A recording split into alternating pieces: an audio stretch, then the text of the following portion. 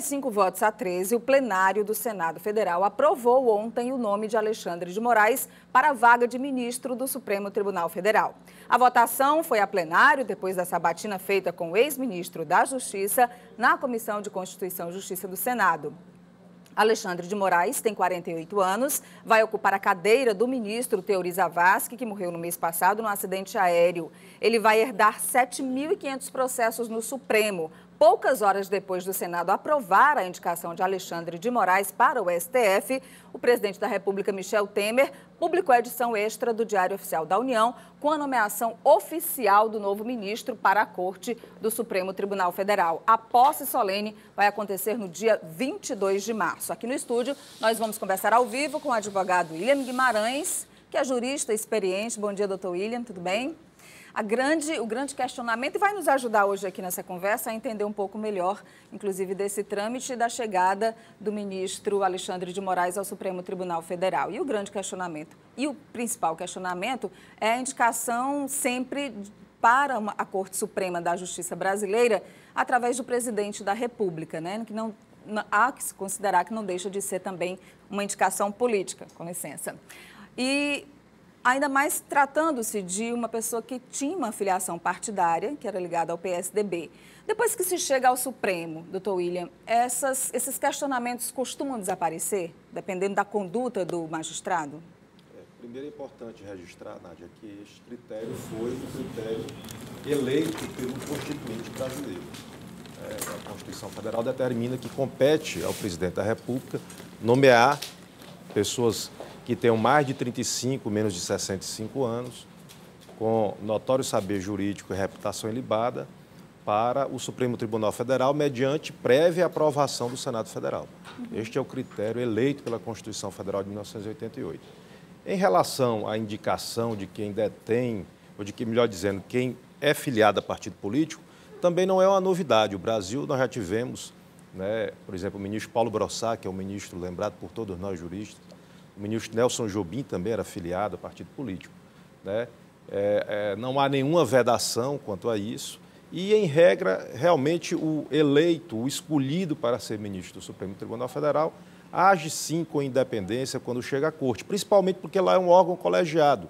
Não se decide, naturalmente, não se decide só. Se decide em conjunto com os demais membros da Corte. Exatamente. São 11 ministros, né? Como a gente, inclusive, ouviu ontem no Noticiário Nacional, ele vai representar 1/11 daquilo que é decidido pelo Supremo Tribunal Federal. No entanto, ele vai ser o revisor dos principais processos hoje da Operação Lava Jato, que tramitam na Corte, e há uma expectativa muito grande para o julgamento desses processos no Supremo Tribunal Federal. O senhor acredita que pode haver algum tipo de interferência ou essa isenção realmente deve prevalecer, até porque os olhos da sociedade estarão sempre muito voltados para isso? Bom, eu até preciso registrar que hoje nós temos a TV Justiça, que acompanha as sessões do Supremo Tribunal Federal. Eu acho que o nosso tribunal é o tribunal realmente que é mais aberto ao público desse ponto de vista, de acesso aos julgamentos.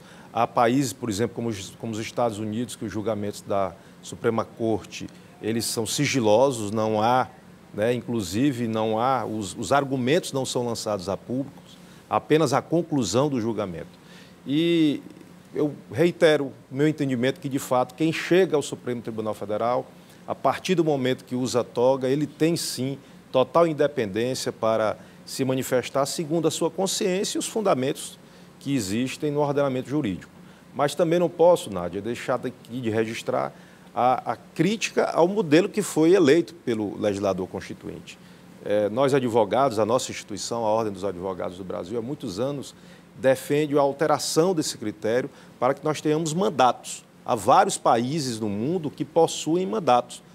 Por exemplo, a Alemanha adota mandato e é, para nós, muito interessante a alteração desse critério, porque durante aquele período do mandato, o eleito, o escolhido, vai funcionar como magistrado, ao final ele volta à sua atividade comum. Já que a ordem tem esse posicionamento, o senhor enxerga alguma possibilidade de haver essa modificação na Constituição? Bom, existe projeto de emenda à Constituição que prevê isso, a alteração do dispositivo constitucional que trata da escolha daqueles que farão parte do Supremo Tribunal Federal. mas, de fato, até hoje não houve a alteração. Esse é o critério constitucional e, portanto... O que está valendo, não teve nada fora da regra, Não teve né? nada fora da regra. E eu preciso também registrar que o ministro Alexandre de Moraes, que já é ministro, nomeado e vai tomar posse daqui a um mês, dia 22 de março, ele, perante o Supremo Tribunal Federal, ele possui, do ponto de vista curricular, todos os requisitos. É isso que eu ia perguntar. O senhor já o conhecia, né? Certamente todos os juristas já o conheciam pelas obras já publicadas. Do ponto de vista técnico, ele é um juiz preparado para o cargo? É um juiz preparado, será certamente um bom magistrado, possui qualificações, é professor doutor da Universidade de São Paulo, no Largo do São Francisco, que é a universidade de direito mais conhecida do país, né? Esteve, inclusive, conosco aqui no Piauí, no ano de 2015, participando de eventos na Ordem dos Advogados do Brasil. Foi membro da Comissão de Direito Constitucional do Conselho Federal da Ordem dos Advogados do Brasil. Foi promotor de Justiça, foi secretário de Segurança, agora ministro da Justiça. Portanto, é um homem que tem conhecimento jurídico e experiência suficiente para bem desempenhar a função de ministro do Supremo Tribunal Federal. Muito bem, ele tem 48 anos, aposentadoria compulsória aos 75, vai passar boa parte da vida como ministro do Supremo Tribunal Federal. Muito obrigada, doutor William Guimarães. Aproveitar para desejar aí um bom descanso no Carnaval, né, que está chegando. Para todos nós. Bom Obrigado. dia.